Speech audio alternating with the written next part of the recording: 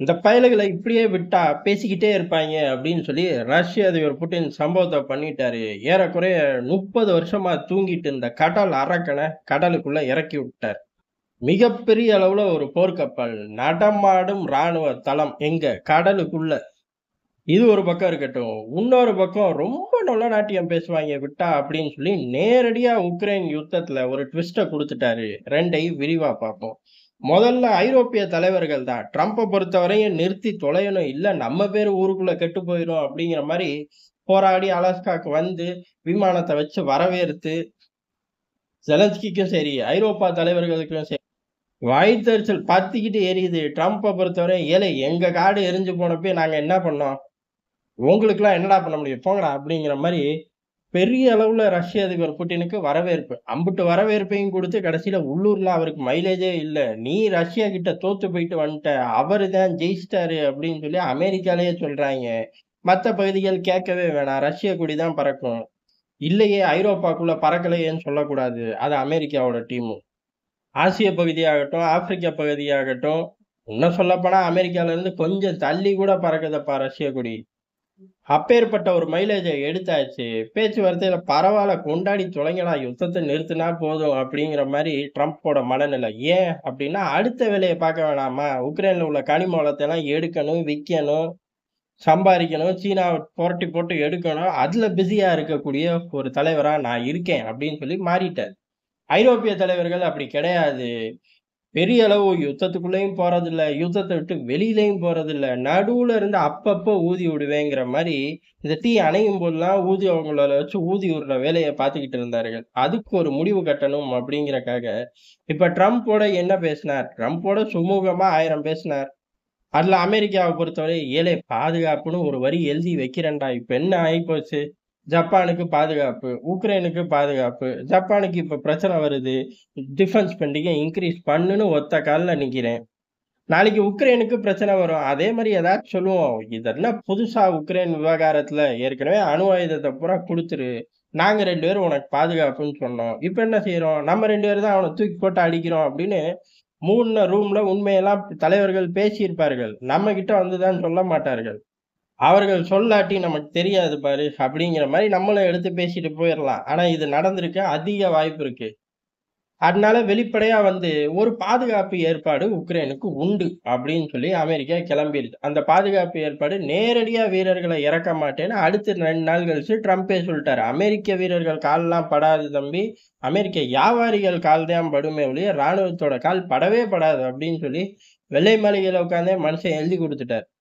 அப்ப அந்த இடம் சுமூகமா தான் இருக்கு. ஆனா, ரஷ்ய அதிபர் இப்ப அந்த இடத்துல தான் பெரிய அளவு ட்விஸ்ட் அண்ட் டர்ன்ஸ குடுக்குறார். காரணம் என்ன அப்டின்னா, உக்ரைனுக்குள்ள எவனுமே வராத, வரேன்னும் சொல்லாத, வரேன்னு சொல்ட்டு வரமாட்டேங்கிற ட்ராமாலாம் எனக்கு தேவையில்ல அப்டின்னு சொல்லி ஒரே பிடியா பழைய பிடிக்கு போய் நிக்கிறார் அப்டின்னு சொல்லப்படுது. என்ன ஒண்ணு இந்த செய்திய ரஷ்ய டெலகிராம் சேனல்கள் இன்னும் உறுதிப்படுத்தல. அமெரிக்க ஏஜென்சிகள் தான் சொல்றாய்ங்க.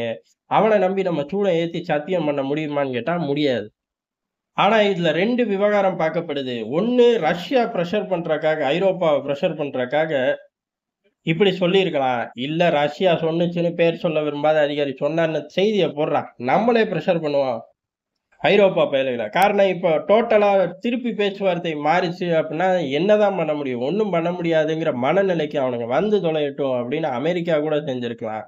சரி, இந்த முழு உத்தரவாதம் குடுத்தா மட்டும் தான் அதாவது எவனுமே பாதுகாப்பு இல்ல. உக்ரைனுக்கு உக்ரைனே பாதுகாப்பு. போயிருங்க எல்லாரும் வெளில. போயிட்டீங்கன்னா, சுமி பகுதியில பிடிச்ச பகுதிகள தருவேன். கார்கிவ் பகுதிகள்ல பிடிச்ச பகுதிகள தருவேன் அப்படின்னு சொல்லி ரஷ்ய அதிபர் ஒரு டீல் பேசினதாக சொல்லப்படுது. ஆனா முதல் கட்ட தகவல்கள் அப்படிங்கிறது பிடிச்ச 4 பிராந்தியங்கள். பஃபர் ஜோன்ல அதாவது இன்னைக்கு கடைசியா யுத்தம் முடியும்போது பஃபர் ஜோன் அப்படின்னு என்ன இருக்கோ, அதுல 50% ரஷ்யா விட்டு தந்துரும். 50% ரஷ்யா வச்சுக்கும். இதுதான் அப்ப இருந்து ஓடக்கூடிய தகவல். ஆனா, இப்ப வரக்கூடிய கடல் அதுல கொஞ்சம் கஸ்டமைஸ் ஆகுது. ஆனா, எந்த அளவுக்கு போகும் அப்படிங்கிறது தெரியல. ஆனா, ஐரோப்பிய தலைவர்களுக்கு செம்மையான ஆப்பு தான். சரி இந்த தகவல் வரக்கூடிய அதே காலகட்டத்துல, ஏறக்குறைய 1.6 பில்லியன் அளவுக்கு மிகப்பெரிய ஒரு போர்க்கப்பல ரஷ்யா உள்ளுக்குள்ள இறக்கியிருக்கு. இதோட சிஸ்டமேட்டிக் இப்ப ஆயுத பலம் அப்படிங்கிறது கடல்ல ஒரு பேஸ வச்சுக்கிட்டு எதிரிகள பந்தாடுனா எப்படி இருக்கும்? அப்படி இருக்கும். சும்மா மிரட்டி விட்டுரும். காரணம் என்ன அப்டின்னா, அதோட தொகை எஸ்டிமேட் தான். இது வந்து அக்யூரேட்டா ரஷ்யாவோட ஆயுதங்களோட உண்மையான மதிப்பு அப்படிங்கிறது தெரியாது. எவனோட ஆயுதத்தோட உண்மையான மதிப்பும் தெரியாது. இருந்தாலும் ரஷ்யா, சீனா, வடகொரியா, அமெரிக்கா போன்ற நாடுகள் எல்லார் பட்டியலும் வந்துருச்சு அப்படின்னு கீழ வந்து திட்டக்கூடாது. இந்த பயலுகளோட உண்மையான ஆக்சுவலான காஸ்ட் அப்படிங்கிறது தெரிய வராது. எஸ்டிமேட் போட்டு அவரவர் தகுதிக்கு சேட்டலைட் இமேஜ வச்சு பெரிய அளவு டிஃபென்ஸ் எக்ஸ்பெர்ட் அவர்கள் குடுக்கக்கூடிய ஒரு டேட்டாவா தான் இருக்கும். அதுவே 1.6 பில்லியன். ஏறக்குறைய கடல்ல நின்னுகிட்டு எப்பேர்ப்பட்ட அச்சுறுத்தலையும் சமாளிக்க முடியும். எப்பேர்ப்பட்ட எதிரிகளையும் வீழ்த்த முடியும். இதனால முடியாததே இல்ல. அந்த அளவுக்கு 30 வருஷம் கழிச்சு உள்ளுக்குள்ள இறக்கி விட்டுருக்கார்கள். இப்ப இத சமாளிக்கிறதா? காரணம் யுத்தம் கீது வந்துருச்சுன்னா கருக்கடலுக்குள்ள பாஞ்சு தள்ளிருவாய்ங்க. இப்புள்ள பேச்சுவார்த்தையில எப்பவும் போல சகுனி வேலைய பார்க்கிறதா அப்படின்னு 2 குழப்பத்துல ஐரோப்பிய தலைவர்கள் இருக்கார்கள். இதற்கு காரணம் வெளியில எல்லாம் ஆட்கள் கிடையாது. அவர்களா சொந்த செலவுல சூனியம் வச்சுக்கிறார்கள்.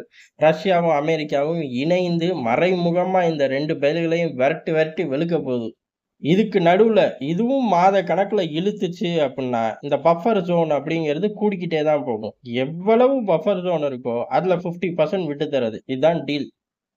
அப்ப நாட்கள் கூட கூட பஃபர் ஜோனோட எண்ணிக்கை கூடும். அதேபோல ரஷ்யாவோட பலம் அப்படிங்கிறது வெளியில, யுத்த களத்துக்கு வெளியில ஏன்னா யுத்த களத்துக்கு இப்ப அவர்கள் பெரிய அளவு ஆயுதங்கள பம்ப் பண்ண வேண்டிய தேவை கிடையாது.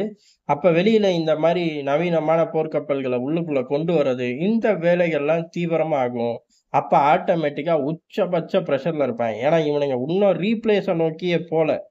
உக்ரைனுக்கு ஆயுதங்கள பம்ப் பண்ணிட்டு, அத ரீப்ளேஸ் நோக்கி போல. உக்ரைனுக்கு ஆயுதங்கள் குடுக்கறதையும் இவர்களால முழுசா முடிக்க முடியல. அப்ப இடியாப்ப சிக்கல்ல ஐரோப்பா மாட்டிக்கிட்டு இருக்கு. அதுவே தெரியாம வாலாட்டுறார்கள். இதுதான் சமயம் அப்படின்னு வல்லரசுகள் வச்சு செய்கிறார்கள் அப்படிங்கிறது தான் எதார்த்தமான உண்மை.